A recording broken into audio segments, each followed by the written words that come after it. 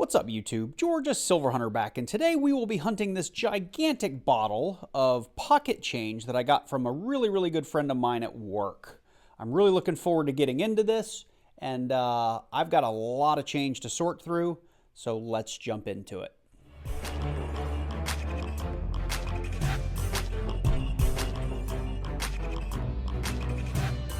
So before jumping into this, I did want to share a little bit of the backstory about this bottle with you guys. This comes from, like I said, a really good friend of mine at work. He found this enormous bottle with his grandfather over 30 years ago while hunting through an old abandoned house in Texas. And since then, he's been dumping his change into this bottle. And as you can see as I go around it, there's some loose dollar bills, there's quarters, there's nickels, there's dimes, there's pennies, there's even some Canadians in there that I saw. So I imagine we're going to find everything from current change, at least all the way back into probably the 70s or 80s, maybe even something older. So that's why I'm really excited to get into this, because as we all know, a lot of people have a lot of valuable stuff in their pocket and they just don't know it. So as part of the deal, I'm going through this. I'm pulling out anything that has numismatic or precious metal value. I will be returning that to my friend. But as a little side giveaway for fun, I want you guys to take a guess. Leave me a guess in the comments down below how much money you think is in this jar, and I'll have a little giveaway. We'll talk about it later in the video for whoever comes closest without going over. And I will also be giving this total to my friend, and we'll be rolling up anything that doesn't have numismatic or precious metal value, so he can take that back to the bank and make some space for future pocket change. So let's start dumping out these coins and start looking through them.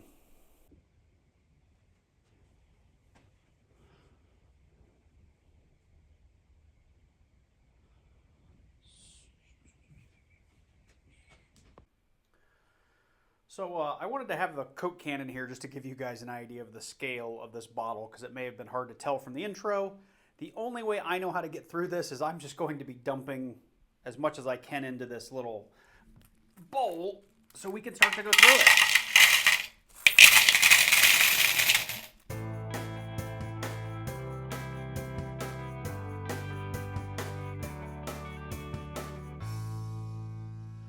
So I wanted to show you guys, this is our first big bowl. I think what I'm going to do as I go through these, and I'll figure out how best to show you guys the process here, but I think what I'm going to do is separate these out into pennies, nickels, dimes, quarters, and then hunt them sort of individually, so I'm not having to switch back and forth between looking at dimes and quarters and then nickels and so on and so forth. So that'll be a step I'll do off camera, but I'll be sure to bring you guys in on each set if we find anything interesting. I did go ahead and unwrap one of the dollar bills just to see what year it was, and realizing, you know, you can get a random year bill in any bit of pocket change, but this one's from 1999, so it is fairly old, and so hopefully we'll find some good stuff in here. Let's unwrap this one while I'm here. It's tight wrapped. This too is from 1999. So, yeah, let me get into separating these, and then I'll start bringing you guys in as we have finds.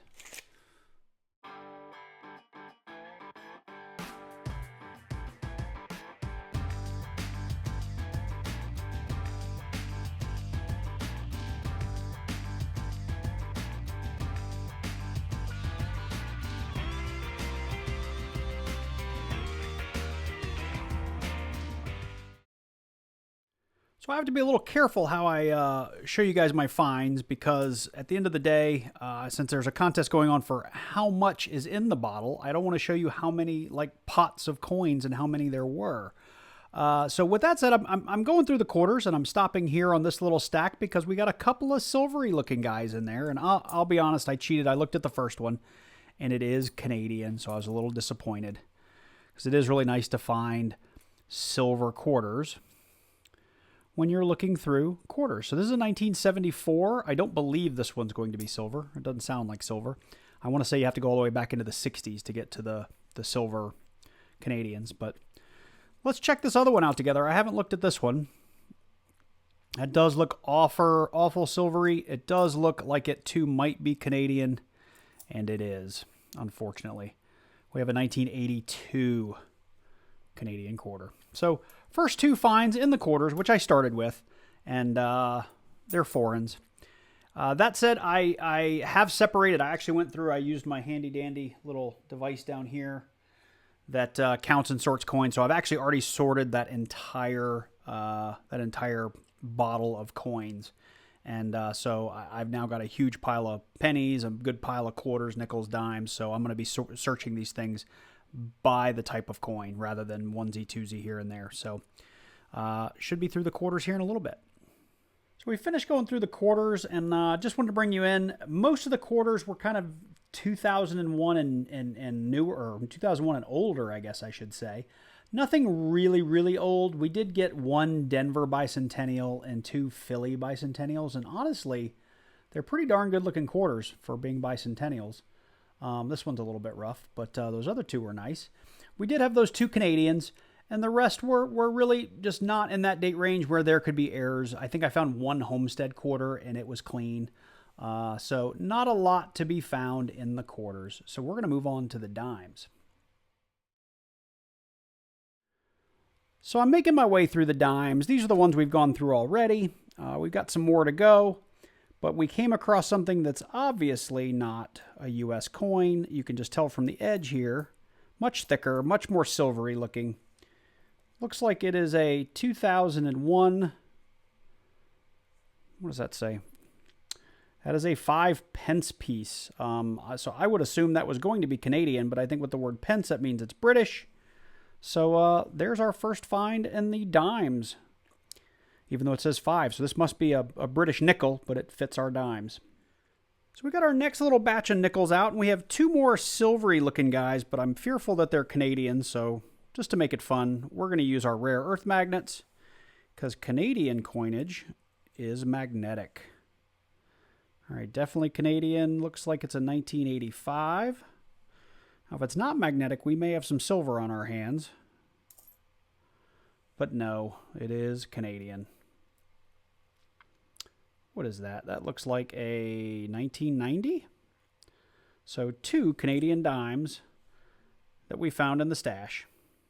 Still going through that same little set with that had the little Canadian dimes in it. And we did come across a very low mintage year. This is the 2009 Denver.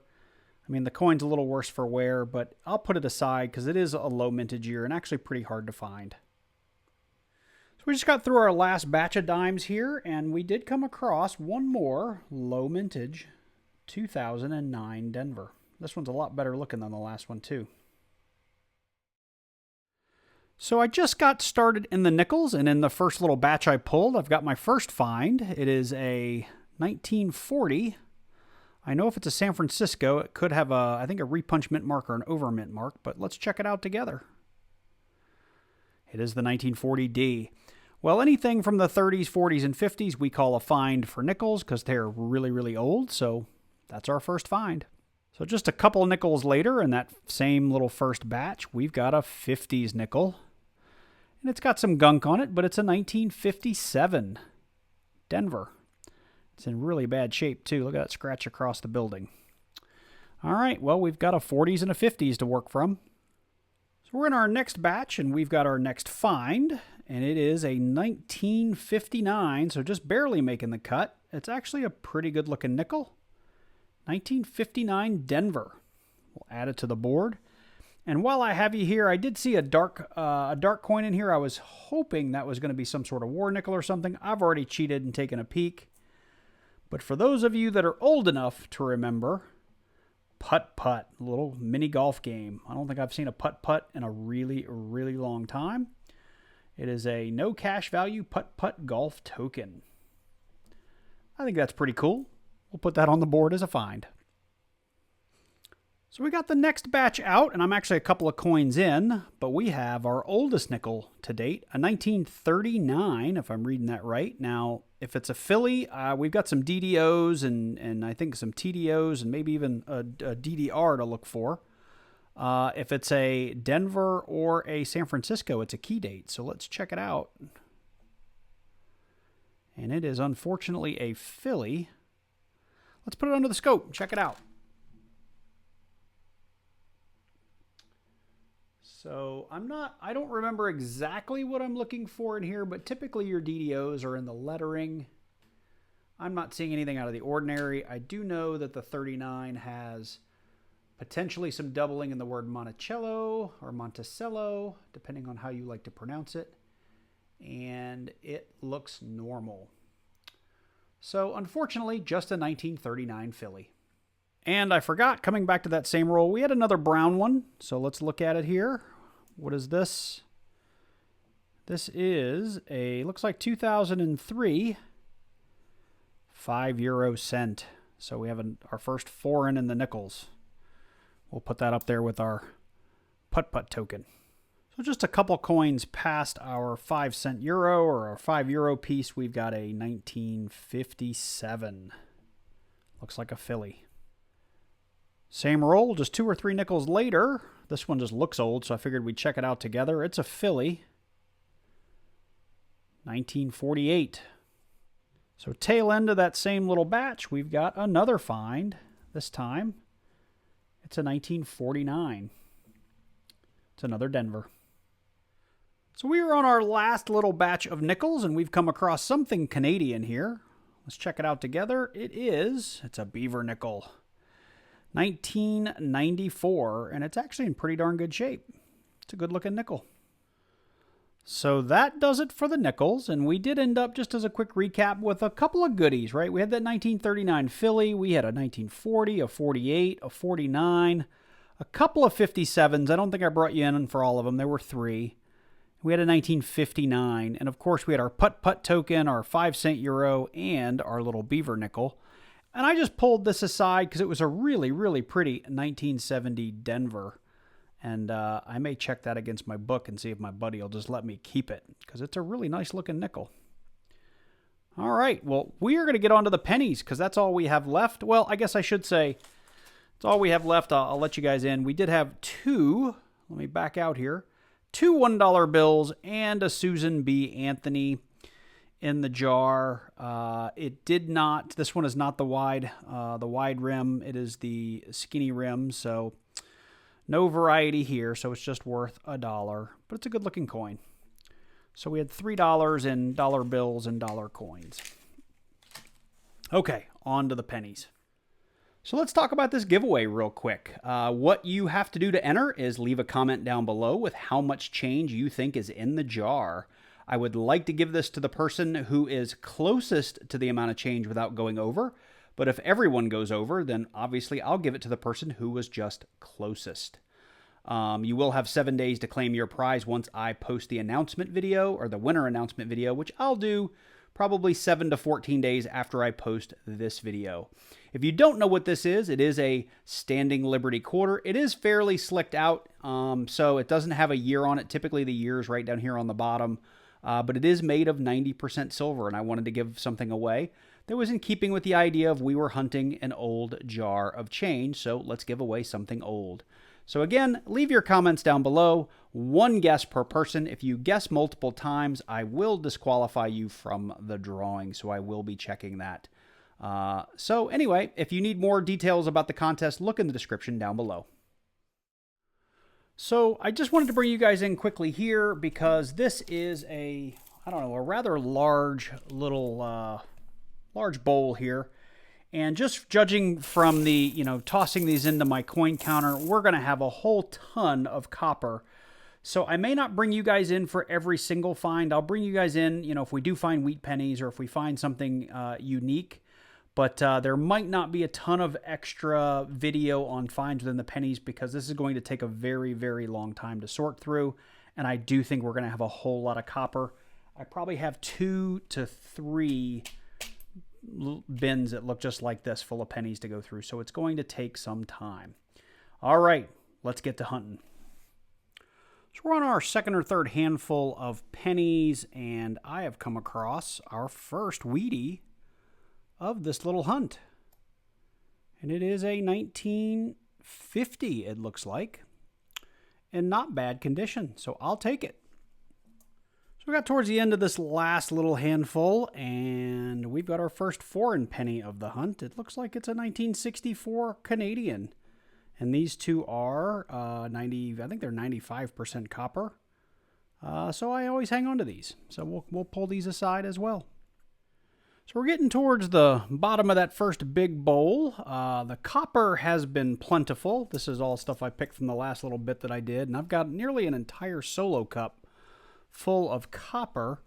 But I did come across another foreign. I did find another Canadian. Didn't bring you in for it because it's just another Canadian. But this time we got something Asian. It looks like some sort of Asian penny.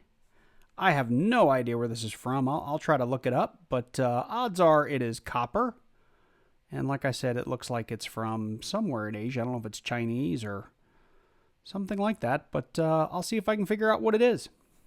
So just to give you guys a quick update, we have moved on to our second batch of pennies, and I've got one more batch that's about this big, maybe a little bit less. So I've got a lot of pennies in front of me. I did end up with probably almost 2 full solo cups full of copper out of that last batch, so we're doing well on copper, just not finding a lot of wheat pennies. And actually, I see a Canadian sticking out right here. So just not finding a lot of Wheaties or any kind of varieties out there. Just lots and lots of copper. But we're going to keep on hunting. Hopefully, we find some goodies in this batch. So this is looking up. The first batch we pulled out. We're just a couple of coins in here. We've actually got a Wheatie. Let's check it out here together. It is a 1944. So, second Wheatie on the box. And I did pull that Canadian that I showed you during the last clip. I went ahead and just pulled that out. So we're on our second little batch of pennies. And I did a video on this a while back. If you use a little bit of vinegar and salt and dip pennies in them, it will turn them from brown into this kind of almost milky orange color. And it looks like somebody did that to this wheat penny trying to clean it up. It does make them a little nicer if you do it really, really quickly. But it does destroy the finish, as you can see here. So don't do that to your pennies unless they're just plain old worthless copper pennies. Please don't do that to wheat pennies. But we do have a 1956 Denver. We're getting towards the end of the pile of pennies. Getting close to the end of the entire hunt. And we've come across our 5th wheat penny. And I'm kind of excited to see it because it's been a very long way to get here. But it's a 1953D. We'll add it to the finds. So we're really getting down towards the end of it. And the funny thing is you can tell the order that I dumped these out of the big jug because I'm starting to see more and more new pennies. I wanted to bring you in. I just found a 2009. This is the Professional Life. This particular coin or particular penny did have 4 commemorative reverses on it. And this is one of the 4. So there was an early childhood. There was a formative years, a professional life, and a capital dome. And this one's actually in really, really good shape. We'll put that on the board as a find. I wasn't originally going to bring you in, but a couple of coins after it, we found a wheat penny, and it came up obverse facing. So we've got a 1952. That makes that the 6th wheat penny of the hunt. So same little batch, about 10 or 15 pennies later, we've got a reverse facing wheat penny. Let's see here. What do we got? 1954D. That is the 7th wheat penny on the box. So we're really getting down to it. We maybe have $1 or 2 left, and we got a kind of a miscellaneous, an interesting one. This is my first obvious misstrike. I mean, you can see that the coin is struck. We have tons of metal up here to the upper left, no rim over here on the right. 1973D copper, so it is copper, so worth at least 3 cents just in copper weight. I don't know a lot about misstrikes, but this is something that I'm definitely going to flip up, and we'll keep this out of the batch. It's a find. So this is the same little batch of coins that had my misstrike in it, and I'm bringing you in because I saw this Canadian cent, and I've found a lot of Canadian pennies. I haven't brought you guys in for all of them. You know, I've got coins from the early 60s all the way up through kind of the late 90s, but this one just looked different. This one's 1867 to 1992. It does feature Queen Elizabeth, if I can get my thumb off of it. And this one was a special year. They did this. It was in memoriam, or it was to celebrate the 125th anniversary of the Canadian Confederation. So I'll put this one aside and put it in a flip just because it's sort of a special background on it, you know, special year on it. No added value outside of sort of the copper weight. So we are finally finished going through these pennies. I did want to quickly go through our finds. We did have a couple of 59 Phillies and a couple of 59 Denvers. I always pull those aside because they were the first year of the Lincoln Memorial on the reverse. They do have an error where it was the 59 on the front, but a wheat penny design on the back. And if you find those are worth a pretty penny. They're pretty rare, so don't expect to find one anytime soon. We did have, I believe it was like 26 or 27 Canadian pennies, Canadian cents from 1964 up until I believe this one was 1998. And don't forget, we did have the 125th anniversary penny that I'm going to keep separate, or cent. Outside of that, we did have a one Taiwanese $1, and we did have one 2009 Professional Life penny. These were special edition, and they did 4 designs, and a lot of coin roll hunters do hang on to those because they were relatively limited mintage when you look at the total mintage compared to the rest of the pennies. Probably the best find of the box is this 1973D Misstrike. If I can find a comp for this on eBay, I'll put it on the screen. If I don't, and you know how much these can go for, you let me know in the comments down below. I do know this has some damage on it, so, it's probably not worth a ton of money, but it's still a cool find nonetheless. We did have the JFK penny here on our 1986D, and then we had 7 wheat pennies. So if I can zoom in here a little bit. We had a 42, a 44, a 56. They're out of order here. Oh, I'm sorry, that was a 50. A 52, a 54D, a 53D, and a 56D. I honestly thought we would find more wheat pennies considering how far back this jar goes, but it's 7 wheat pennies and I'll take it.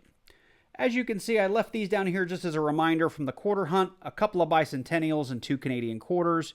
We had some Canadian and British dimes, or this is actually a British 5-pence piece. And we had a couple of the rare 2009 dimes. And then we had a handful of 39s, 40s, and 50s, a Canadian nickel, and then just kind of one stunner that I kept aside, along with a token and a 5-cent euro. So those were all of the finds from going through that giant jar of change. The last thing I want to cover, though, is just how much copper we found in this hunt. So you can see here we had nearly 4 full cups. I'm going to get that on the scale so you can see how much it all weighed, and I'll give you an estimated value of all that copper. Don't forget, there is a giveaway that's part of this video. You'll learn about it in the middle of the video, so if you jump to the end, make sure you scroll back and find where I talk about the giveaway. And all you need to do is leave a comment down below with how much you think the total value was of all the change in that giant jar. Okay, so here we go. We have our 4 cups. I'm going to put them on one at a time here so you guys can see the weight. And we are going to just ignore the fact that the cup weighs something, because I'm not actually including all of our copper here because I've moved all of our finds to the side. So you guys saw how many coins that was. So this is actually, we would have more weight than this. So we're at roughly 3.48, 3.49 pounds of copper in this first solo cup. We have 4.125 pounds in the second solo cup. We are at 3.704 in the third one. And 3.732 in the fourth cup. Now, I weighed these before starting the video and pre-added it up. That brings us to about 15.05, 15.05, 1 or 2 in pounds of copper. And according to Coin Apps, that's $52.2.8 cents. So $52.02 in copper weight in these 4 cups. Now, I don't know what the dollar figure is in there because I haven't counted what's in here, but for those of you that are good at math, it'll give you a good idea of just how many copper pennies we have. It doesn't include all the zinc. So with that said, I hope you did enjoy this video. It took a very long time to make, so I hope you guys watched as much of it as I hope you did. Doing pennies is very, very hard, and there was an enormous amount of pennies in that jar. It is fun though to switch denominations and get to hunt pennies, nickels, dimes, and quarters all in one go.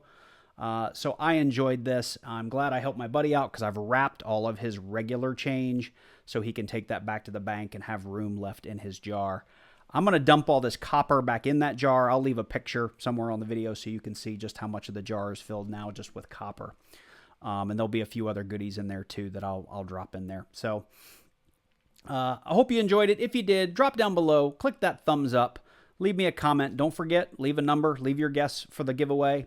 One guess per person, so don't make multiple guesses. I will double check the winner to make sure you only had one guess. If you're new to the channel and you like coin roll hunts or talks about gold or silver, please consider clicking on that subscribe button and then clicking that little bell and selecting all so you get notified each and every time I release a new video. With that said, I hope you guys enjoyed this one. Take care, and I look forward to seeing you in the next one.